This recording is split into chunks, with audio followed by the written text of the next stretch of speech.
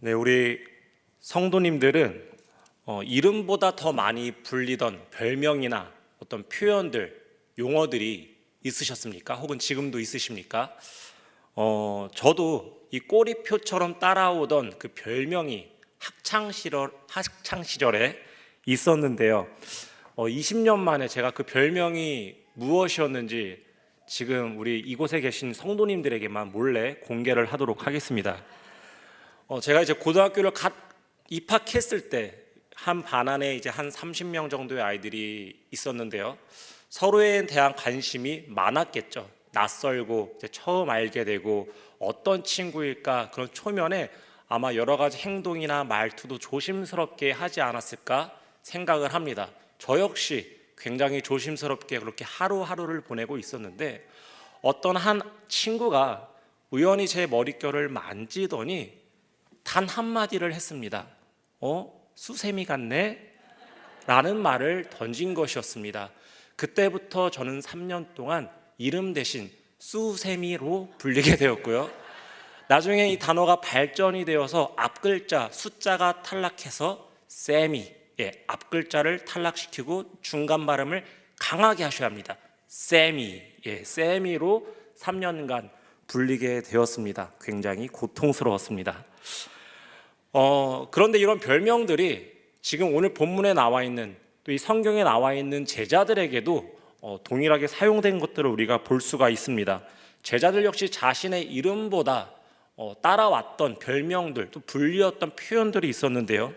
세베대의 아들 야고보와 요한은 이 과격하고 대담하고 그런 성격들 때문에 우레의 아들이라는 별명을 예수님이 붙여주셨고요. 시몬은 또한 예수님께서 베드로라라는 이름으로 불리게 하셨죠. 또 바돌로메 역시 요한복음에서는 나다네일이라는 이름으로 불립니다. 다데오도 다 아시나요? 이 예수님의 제자 가운데 2명이 유다가 있습니다. 그런데 이 가룟 유다와 구분해서 사용하기 위해서 다른 한 유다라는 이름 대신 다데오로 훨씬 많이 불리는 것을 볼 수가 있습니다. 그리고 오늘 본문에 등장하는 누구라고요? 디두모라 하는 도마. 도마 역시 이 디두모라는 별명이 있었는데요. 그런데 오늘날 우리가 이 도마를 부를 때 디두모라 하는 도마보다도 더 많이 사용하는 이 관용적으로 사용하는 수식어가 있죠. 그거 무엇입니까? 의심 많은 도마, 의심쟁이, 의심하는 사람을 가리켜서 우리는 도마라고 이야기를 합니다. 왜냐하면 오늘 본문의 내용 때문에 그렇겠죠. 그런데 우리가 사실 이 도마라는 인물을 입체적으로 살펴보고 확인해 보면 그가 우리가 생각하는 것처럼 믿음 없고 불순종하는 자가 아니었다는 것을 발견하게 됩니다. 어떻게 보면 용기가 있고요. 또 솔직한 사람이기도 했던 것이 도마였다는 겁니다. 요한복음 11장 16절을 보면요. 주님이 이 나사로가 죽었다는 소식을 듣고요. 유대로 가자고 말씀을 하십니다. 유대로 간다는 것은요, 어떤 의미였냐면 그곳에는 예수님을 핍박하고 예수님을 잡아내기 위한 많은 지도자들, 그 유대의 지도자들이 있었던 곳이었기 때문에 그냥 우리 죽으러 갈 수도 있다는 이야기였어요. 근데 이것을 향해서 도마가 뭐라고 이야기를 하냐면 우리도 주와 함께 죽으러 가자. 여러분 얼마나 결연한 의지와 그 마음이 담긴 표현이 아니겠습니까? 그런 인물이 바로 도마였다는 거죠. 또 어떤 면에서는 예수님께서 이런 말도 하십니다.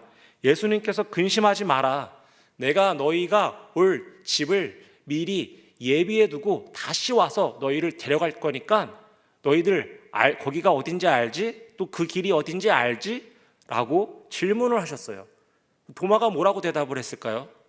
예수님이 어디로 가는지도 모르는데 그 길이 우리가 어떻게 알겠습니까? 굉장히 자신의 믿음 없는 모습에 대하여 자신의 어떤 무지에 대하여서도 솔직하게 표현했던 것이 도마였다. 이렇게 생각을 할 수가 있다는 것입니다.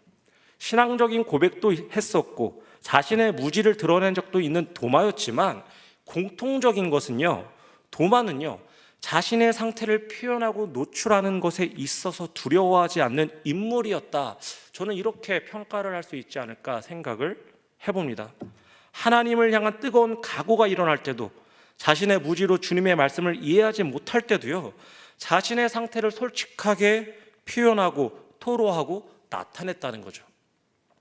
오늘 우리가 이 예배에 나올 때요, 하나님께서 우리에게 바라시는 태도가 있습니다.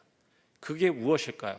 경건함, 거룩한 분위기를 우리가 갖추는 것 아니겠죠. 바로 우리가 하나님을 향해 나아갈 때 우리의 존재에 대한 솔직함으로 주님 앞에 나아가는 겁니다. 경건한 단어와 모양으로 자신을 포장하거나 혹은 내 마음에 그러한 경건함이 우러나옴에도 불구하고 그것을 드러내지 않는다거나 하는 그런 포장된 모습이 아니라 우리가 가지고 있는 솔직한 마음, 생각, 감정들을 안고 주님께로 나아가는 것을 우리 하나님이 원하신다는 것입니다. 우리가 함께 하나님 앞에 솔직하게 우리의 모습 있는 그대로 나아가는 예배가 되기를 간절히 소원합니다. 본문을 보겠습니다. 예수님은요, 부활 후에 최초로 이 막달라 마리아에게 나타나셨습니다. 그리고 마리아는 예수님이 나타나신 것을 기뻐하고 너무나 감격하여서 누구에게 찾아갔죠? 제자들에게 찾아가 예수님을 만난 소식을 전해주었습니다. 그리고 그 이후에 두 번째로 예수님께서 나타나신 무리들이 바로 이 제자들이었죠. 그런데 하필 안타깝게도 이 제자들 가운데 예수님이 나타나셨을 때 한 사람만 빠지게 되었습니다. 바로 오늘 본문의 도마가 그 자리에 없었던 거죠. 얼마나 아쉬웠을까요? 그래서 다른 제자들은요, 그런 생각을 했던 것 같습니다.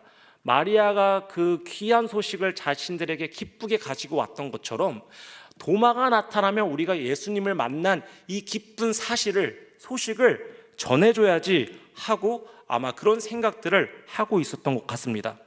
바로 그리고 그때 도마가 나타났던 거죠.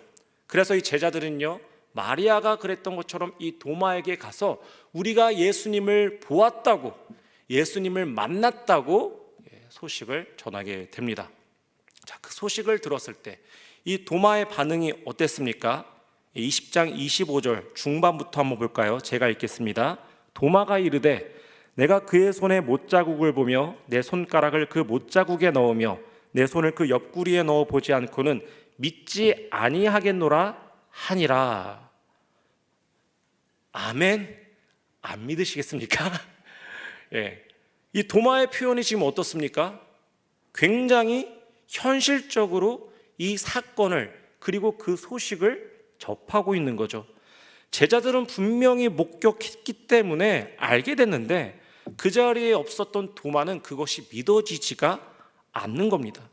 그래서 우리는 바로 이 장면 때문에, 이 도마의 이 발언 때문에 도마가 이 의심의 아이콘으로, 믿음 없는 사람으로 상징되는 표현으로 사용이 됐던 겁니다.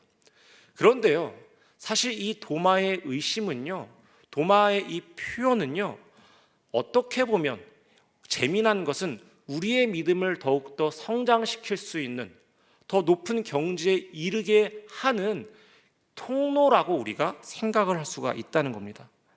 믿음이라는 것은요, 다시 말해서 깊은 회의를 거칠 때 자라난다는 것입니다.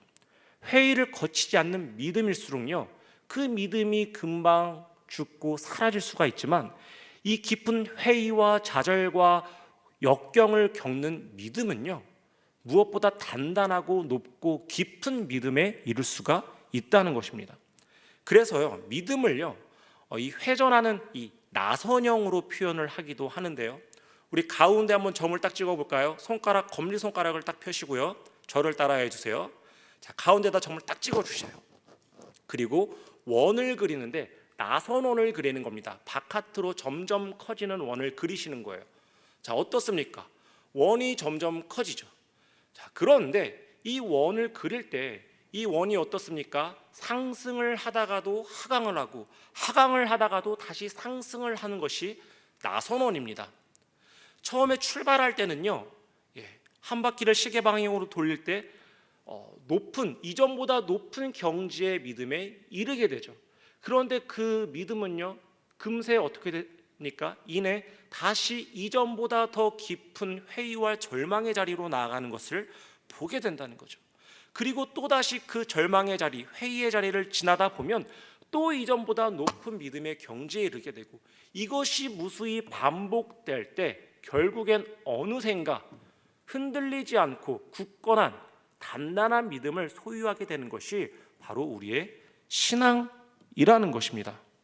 그래서 우리가 그러한 회의에 젖어드는 것, 우리 가운데 불신과 의심이 드는 것에 대하여서 너무 그것을 멀리하거나 나 자신을 좌절할 필요는 없다는 것입니다. 여러분, 카라바조라는 이 화가를 한 번쯤은 들어보셨죠? 16세기 이 르네상스 시대의 화가인데요, 이탈리아 밀라노 출신입니다. 근데 이 카라바조가 그린 그림 중에 유명한 작품 중에 이 의심하는 도마라는 그림이 있습니다. 우리 그림 한번 띄워주시겠어요? 전체 화면으로 띄워주시면 더 잘 보일 것 같습니다. 여기는 다 보이는군요.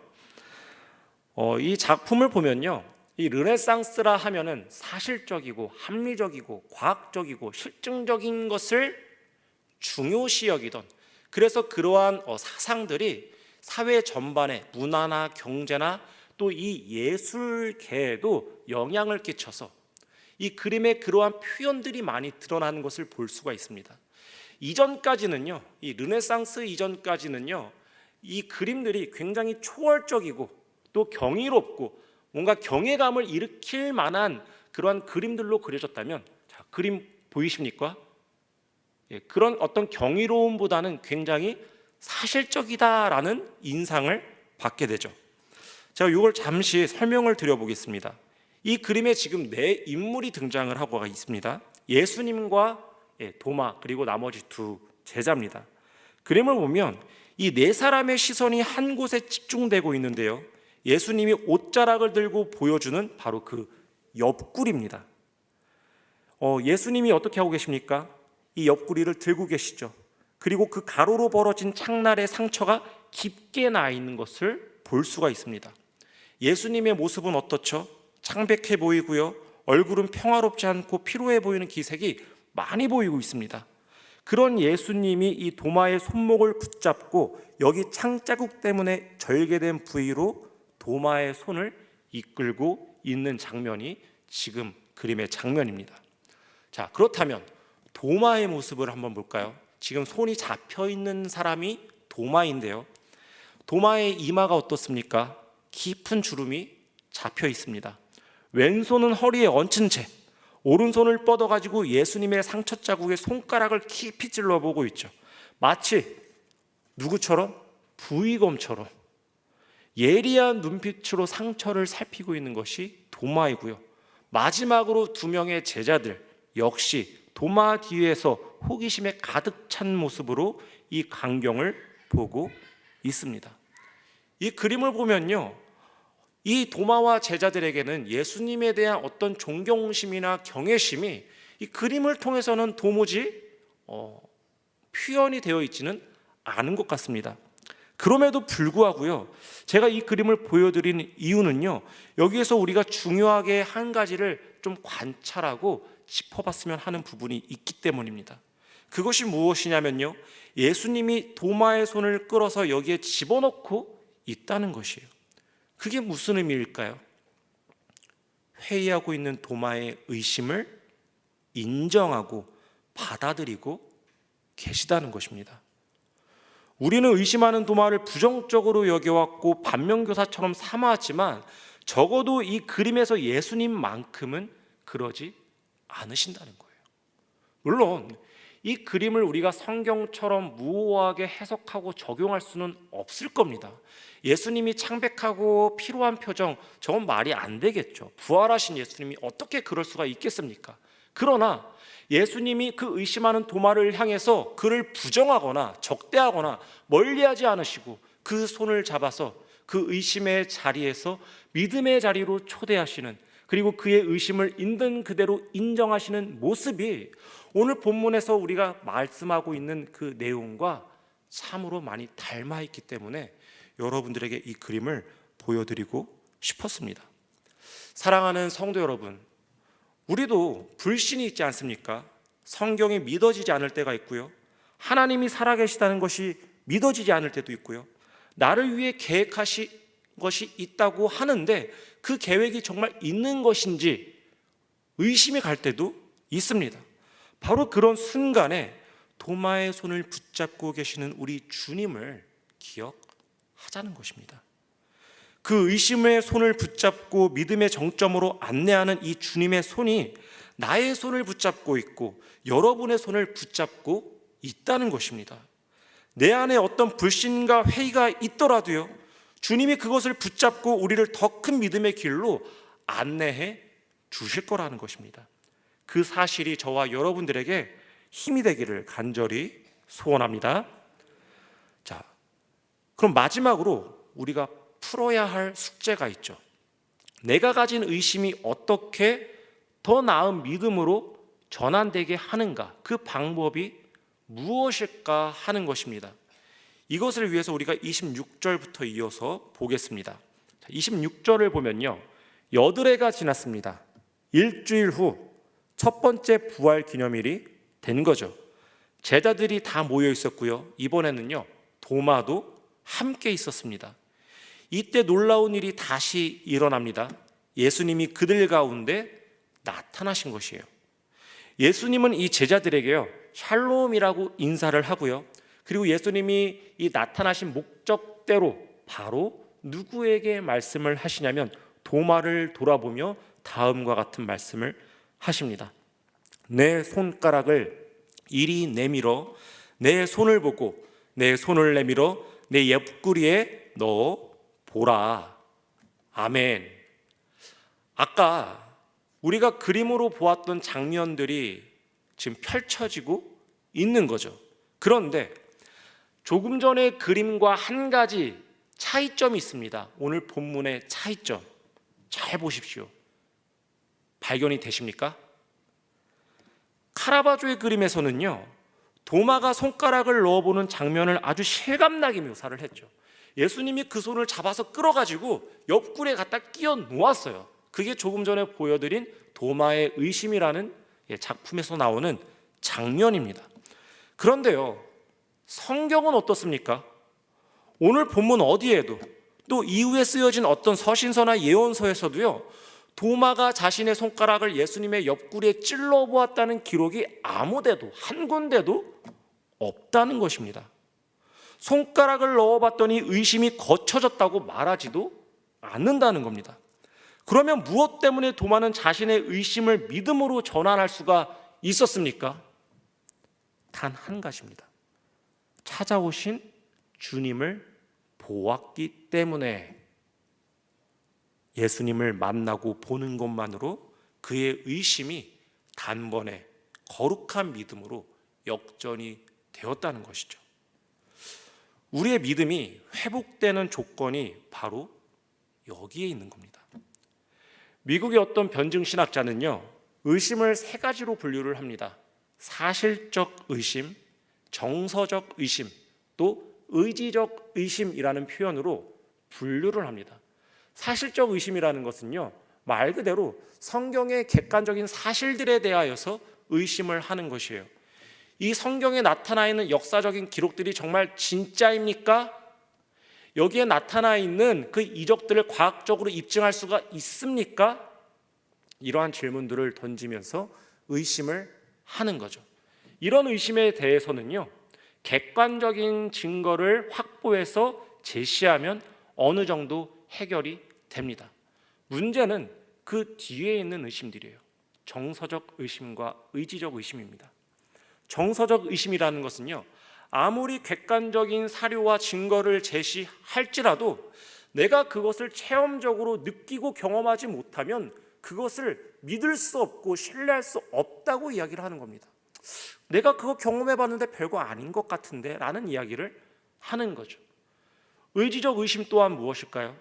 내가 의지적으로 믿지 않기로 다짐하는 거예요. 내가 어떤 체험을 경험했든 어떤 객관적인 증거를 내 앞에 내밀더라도 난 안 믿을 거야. 난 믿지 않기로 작정했어. 이런 사람들에게는요 아무리 어떠한 증거를 제시하고 그 옆구리에 손가락을 다 집어넣게 해보아도 절대 믿을 수가 없다는 것입니다. 그렇다면 이들이 예수님을 만나고 믿을 수 있는 그 신앙을 회복할 수 있는 길은 무엇일까요? 바로 주님을 보는 것이에요. 주님을 만나고 주님의 얼굴을 보는 것이야말로 우리가 객관적인 의심을 할 때, 정서적인 의심을 할 때, 의지적인 의심을 할 때에도 아무리 어떤 많은 증거를 갖다 제시하는 것보다도 더 확실하게 예수님을 믿고 의지할 수 있게 하는 방법이라는 것을 이 도마를 통해서 오늘 본문이 우리에게 말씀을 하고 있다는 것입니다. 오늘 도마가 경험한 것은요, 어떤 객관적인 증거를 확보한 것도 아니었고요, 손을 넣는 체험을 한 것도 아니었습니다. 오직 단 하나, 예수님을 만나고 그분의 음성을 들은 것이 전부였습니다. 그것이 이 도마의 회의가 일순간에 확 회전하여서 하나님을 향한 신뢰와 믿음으로 전환되게 되었던 이유라는 것입니다. 이곳에 나와 있는 우리도 마찬가지겠죠. 우리가 품고 있는 모든 의심의 실마리를요, 객관적으로 또 정서적으로 적절한 증거를 확보하는 것이 의심을 풀어내는 방법이 아니라는 겁니다. 우리는 하나님께 이 믿음의 조건으로 그에 상응하는 증거들을 요구할 때가 굉장히 많이 있죠. 하나님, 정말 나를 사랑하시는 게 맞습니까? 하나님, 정말 나를 위한 계획이 있으신 게 맞습니까? 정말 살아계시고 역사하시는 게 맞습니까? 그렇다면 보여주십시오. 사업이 번창하면 그것을 증거 삼아 믿겠습니다. 내 삶에 물질적인 풍요가 일어나면 그것이 내 삶의 증거가 되어서 주님을 믿기로, 주님을 따르기로 다짐하겠습니다. 내 인생의 고통이 사라지면 하나님이 살아계시다는 것을 내가 확실히 믿겠습니다. 내가 하나님의 옆구리에 손을 넣어보면 예수님을 믿겠습니다. 그렇게 많은 우리의 손가락을 주님의 옆구리에 넣어보겠다고 간구하고 다짐하고 고백했던 순간들이 굉장히 많이 있다는 것입니다. 그렇게요, 우리는요, 다른 언어와 표현으로요, 예수님의 목자각난 손에 손가락을 넣어보면 믿겠다고 소리를 치더라는 것입니다. 그런데 정작 그 일들이 해결되는 것이 우리가 예수를 믿는 조건이 되지 않는다는 거예요. 내가 사업이 아무리 번창하고 내 삶이 형통하고 무언가 확실한 증거를 받았다고 생각할지라도요, 그것이 내 믿음을 견고하게 만들지 못하고 흔들리지 못하게 하지 못한다는 것입니다. 무엇만이? 우리 주님을 보는 것만이, 우리 주의 얼굴을 바라보고 주님을 만나는 것이야말로 우리의 믿음이 요동치지 않는 믿음으로 살아갈 수 있도록 그 힘을 우리에게 주신다는 것입니다. 그래서요, 도마는 다음과 같은 고백을 합니다. 나의 주님이시여 나의 하나님이시니이다. 어디서 많이 들어본 고백이지 않습니까? 주는 그리스도시요 살아계신 하나님의 아들이시니이다. 누구의 고백이죠? 베드로의 고백입니다. 공관복음에서는요, 마태마가 누가복음에서는요, 이 고백을 우리 이 반석이 되는 베드로가 했던 고백입니다. 그런데 이와 똑같은 동일한 고백을 이 요한복음에서는 누가요? 도마가 하고 있다는 것이죠. 사랑하는 성도 여러분, 오늘 이 밤에요, 우리가 어떠한 불신과 또 회의를 가지고 나왔을지라도 하나님의 얼굴을 바라볼 때 나의 주 나의 하나님이시니이다, 베드로와 같은 고백, 이 도마와 같은 고백을 할 수 있는 밤이 되기를 간절히 소원합니다. 이 시간에 모인 우리에게도요, 주님께서요 동일하게 역사하실 겁니다. 그것을 위해서 우리가 해야 할 것은요, 증거들을 수집하고 찾고 모으는 것이 아닙니다. 그것을 위해서 시간을 허비하지 마시기 바랍니다. 주님, 나를 만나 주십시오. 내 앞에 나타나셔서 나를 안아주시고 내 마음에 거하여 주시고 나와 동행하심을 내가 바라보게 하여 주시옵소서. 이 믿음을 고백할 수 있는 저와 여러분이 되시기를 간절히 소원합니다. 말씀을 정리하겠습니다. 마지막 구절을 보면요, 예수님의 이 말씀이 마치 도마를 책망하는 것처럼 보입니다. 그러나 실상 이 말씀에서 강조하는 대상은요, 도마가 아니라 보지 못하고 믿는 자들, 예수님의 부활 승천으로 살아가는 성도들, 그리고 지금 이 자리에 앉아 있는 우리들에게 하시는 당부라는 것을 기억하시기를 바랍니다. 우리는요, 부활하신 예수님을 목격하는 특권을 누리지 못했습니다. 도마에게 허락된 것처럼요, 특별한 방식으로 신앙을 회복할 기회도 얻지 못했습니다. 그래서 우리는 가끔 생각을 하죠. 이 신약 시절처럼 내가 우리 예수님 곁에서 보고 만지고 이 도마처럼 예수님의 그 상처난 그 못자국 난 그 손에 그 옆구리에 손가락을 넣어볼 기회만 있었다면 내 인생에 지금 신앙의 역절이 일어날 수 있을 텐데, 내 지금 이 신앙의 권태기가 한순간에 회복될 수 있을 텐데, 그런 생각들 많이 하시지 않습니까? 바로 그럴 때 그런 우리를 향해서, 우리가 그럴까 봐 주님이 이 말씀을 도마를 향해서 하시는 거예요. 우리 들으라고. 도마는요, 보고 믿었습니다. 그 믿음은 위대한 것이에요. 요한복음에서 누누이 이야기하는 것이 보고 믿으라는 것입니다. 내가 너희에게 행한 이적을, 행사를 경험하고 믿으라. 그런데 우리는요, 그 예수님의 이적을 이 신약 시대의 사람들처럼 직접 볼 수가 없잖아요. 너무 안타깝잖아요. 왠지 우리가 후퇴된 것 같고 낙오된 것 같습니다. 그런데 그게 아니라는 겁니다. 오히려 우리가 더 복된 자들이라고 말씀을 하고 계세요. 우리가 그것을 어떻게 알고 있습니까? 우리의 마음이 그렇지 않습니까? 예수를 너희가 보지 못하였으나 사랑하는도다. 이제도 보지 못하나 믿고 말할 수 없는 영광스러운 즐거움으로 기뻐하니. 우리는요, 놀랍게도요, 예수님의 그 목자국난 손을 만져보지도 못했고 옆구리에 손을 넣어보지도 못했고 부활하신 예수님을 두 눈으로 목격하지도 못했지만 주님을 사랑한다고 고백했던 자들입니다. 그리고 그 고백으로 인하여서 지금 이 온 세계 공동체 무리에 섞여서 함께 하나님을 예배하고 있다는 사실입니다. 그것이 기적입니다. 그것이 우리에게 이루어진 놀라운 복임을 믿으시기를 바랍니다. 하나님은요, 이제 우리의 이 눈이 아닌 우리 안에 있는 이 영안을 통해서 주님을 보기를 원하시고, 우리 안에 내주하고 계시는 그 성령의 충만을 통하여서 하나님의 호흡과 살아계심을 경험하라고 말씀을 하고 계십니다. 오늘 이 금요일 밤에 그렇게 살아 역사하신 주님을 우리가 함께 만나기를 원합니다. 내가 너를 사랑한다. 너와 함께한다. 너의 손에 붙잡고 너의 의심의 손을 붙잡고 내가 너가 믿을 때까지, 너의 그 의심이 거치고 다시 회복되어서 나를 향한 굳센 믿음으로 일어설 때까지 너의 손을 내가 붙잡고 있겠다.